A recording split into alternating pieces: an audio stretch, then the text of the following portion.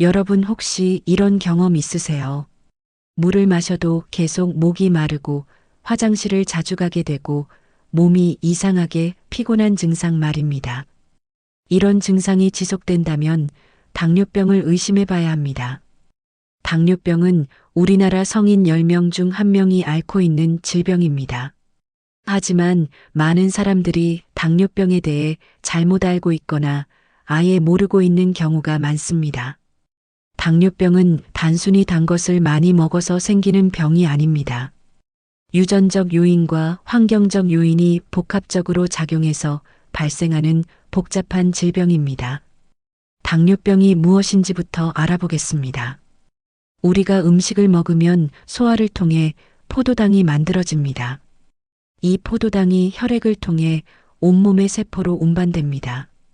포도당이 세포 안으로 들어가려면 인슐린이라는 호르몬이 필요합니다.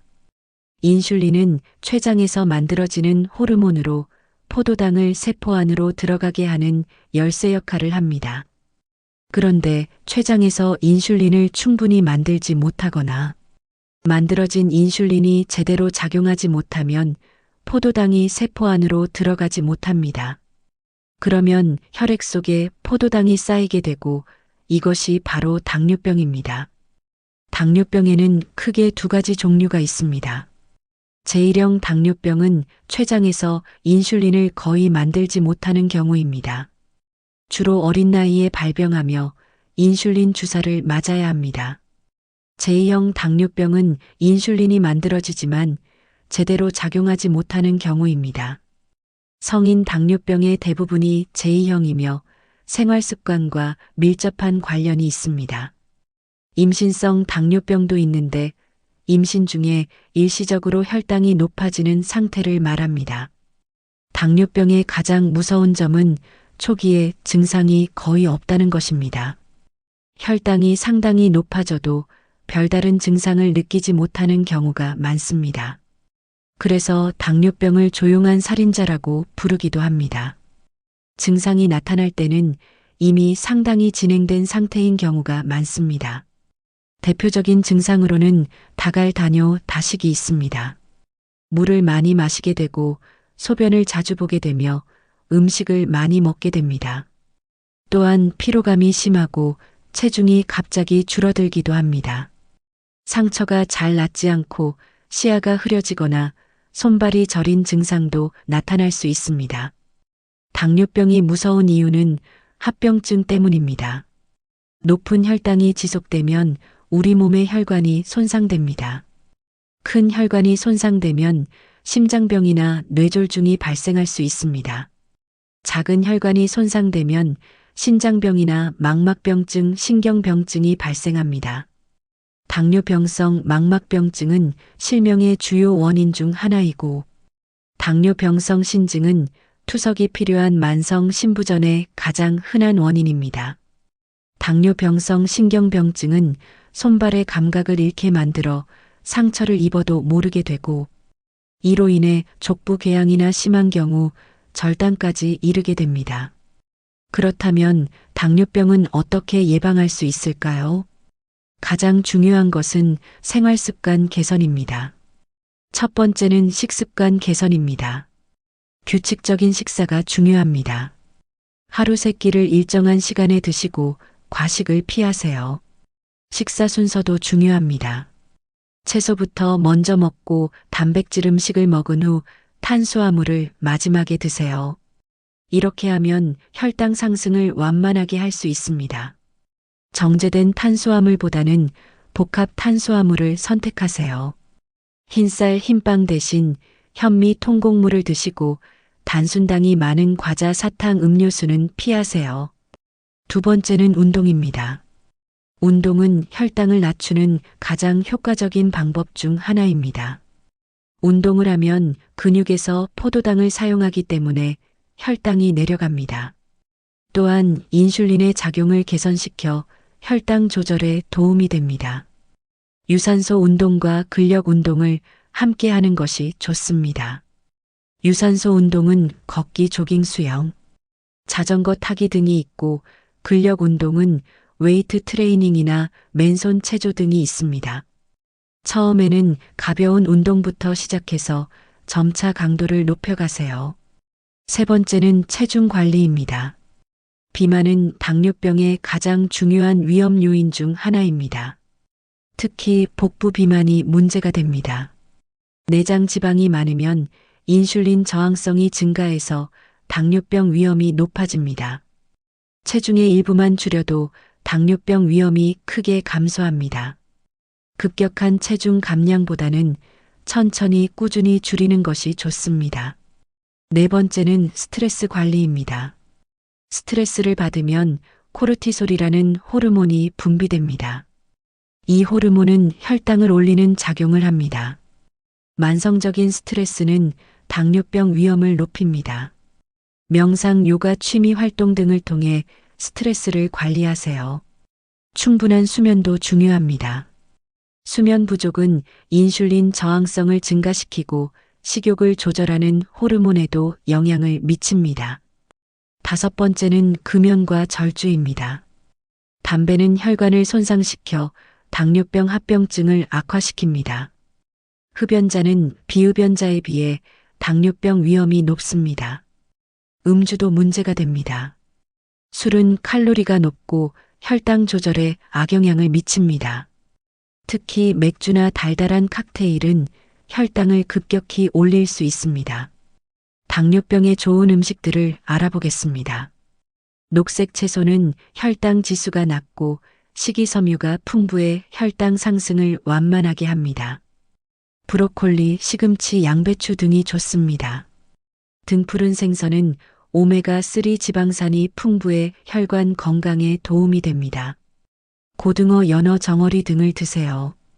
견과류도 좋지만 칼로리가 높으므로 적당량만 드세요. 아몬드, 호두, 피스타치오 등이 있습니다.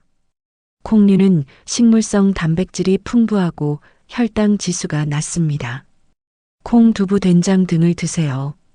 통곡물도 정제된 곡물보다 혈당 지수가 낮습니다. 현미, 귀리, 보리 등을 선택하세요. 반대로 피해야 할 음식들도 있습니다. 정제된 탄수화물은 혈당을 급격히 올립니다.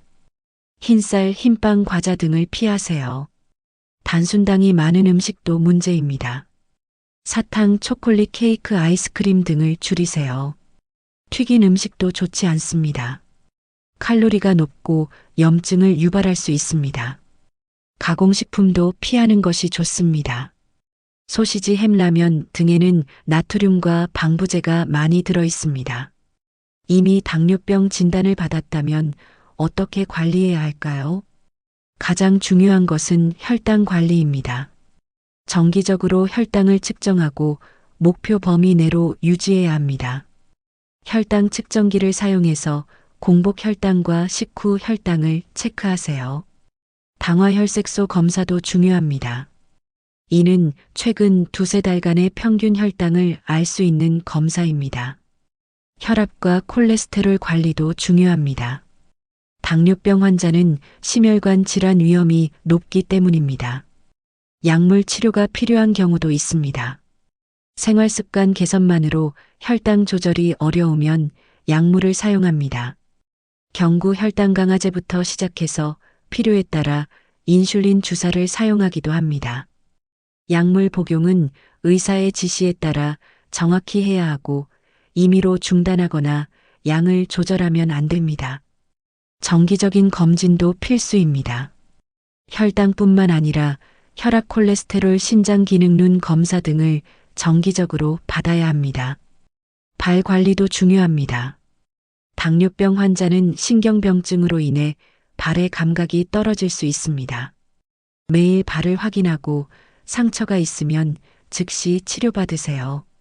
발톱을 깎을 때도 조심해야 하고 맨발로 다니는 것은 피하세요. 꽉 끼는 신발도 좋지 않습니다. 발가락 사이를 깨끗하게 씻고 완전히 말려야 합니다. 가족력이 있는 분들은 더욱 주의해야 합니다.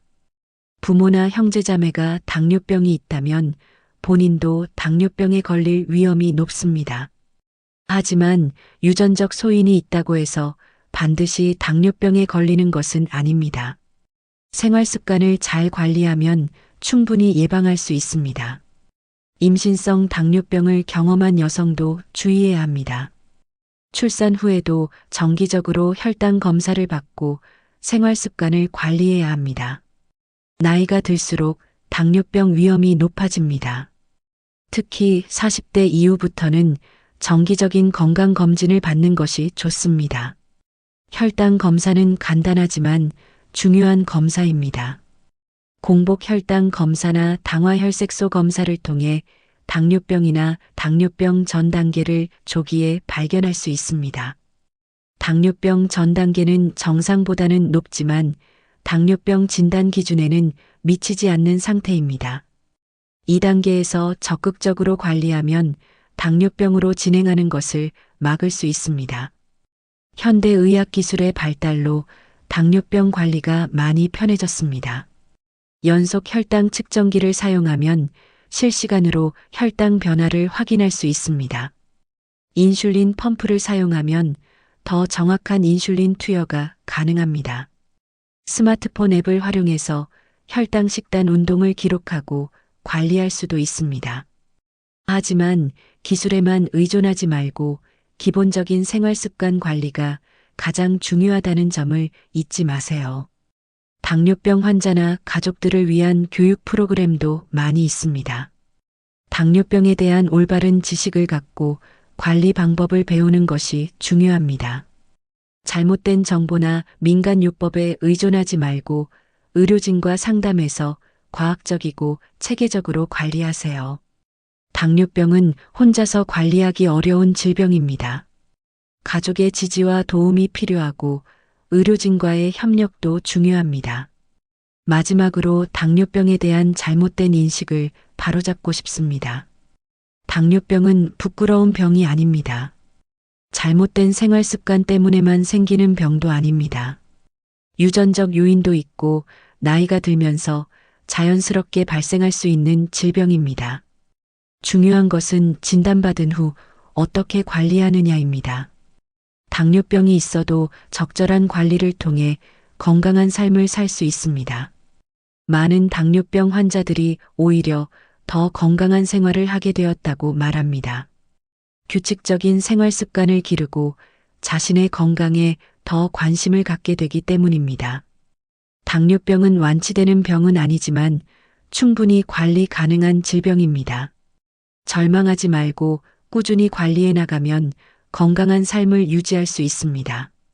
오늘부터라도 건강한 식습관과 규칙적인 운동을 시작하세요.